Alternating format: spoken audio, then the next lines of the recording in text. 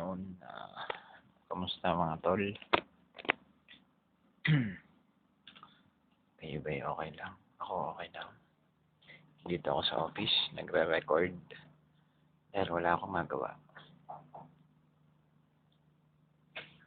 Papakita ko sa inyo ang kaguluhang nagaganap dito. Yan ang kaguluhan. Magulong buhangin at magulong mga building.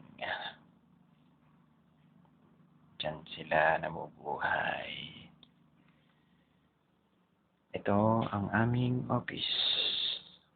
Yan ang computer ng dropsman naming Indianong Ulaga. Yun ang table ng isang senyorito kong tatangtang ng Ulaga din.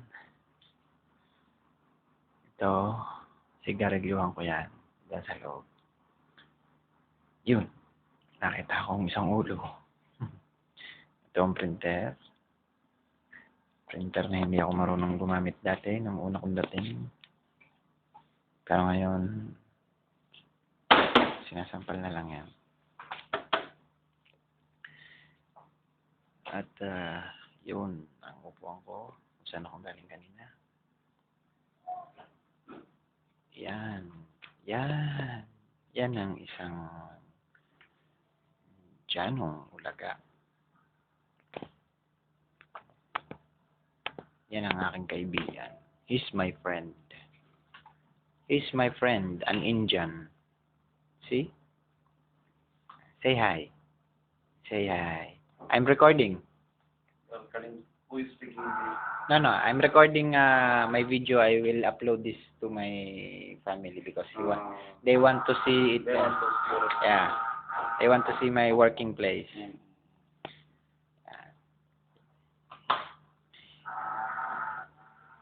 Yan ang isang Indianong siraulo.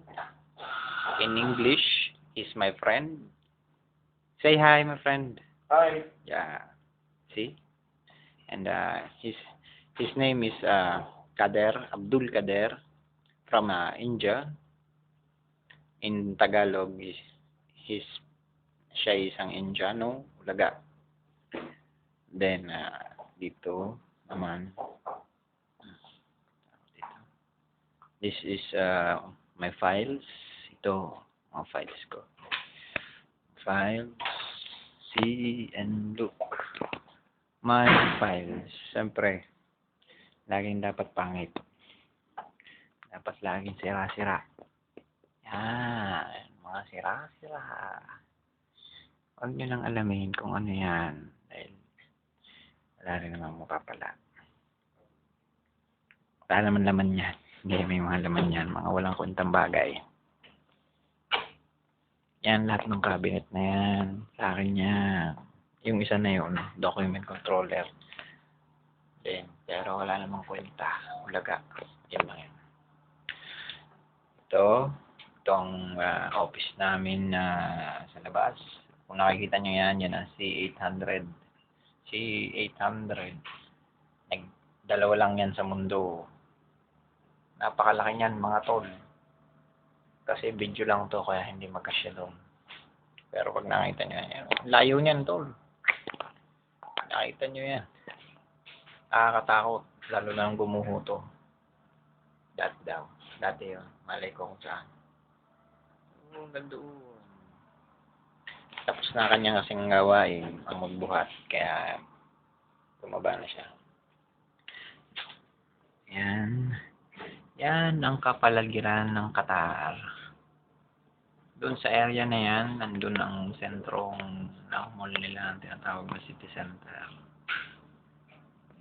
Doon. Malapit doon. Sa mataas na building na yun. Yun ang city center. Ito naman, ang lugar dito, yan ang dito ay ewan ko, hindi ko alam ang tawag dito. Tapos dito yung embassy ng mga Pinoy. Hindi ko mahanap. Siguro yun yung may flag na yun. Kung nakikita nyo. Yan yun. Lapit lang kami doon. Tapos, dito naman yun. Dagat. Sarap ng swimming.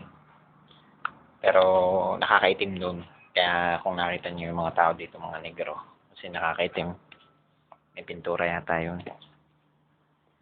So, ano, papaalam na muna ako.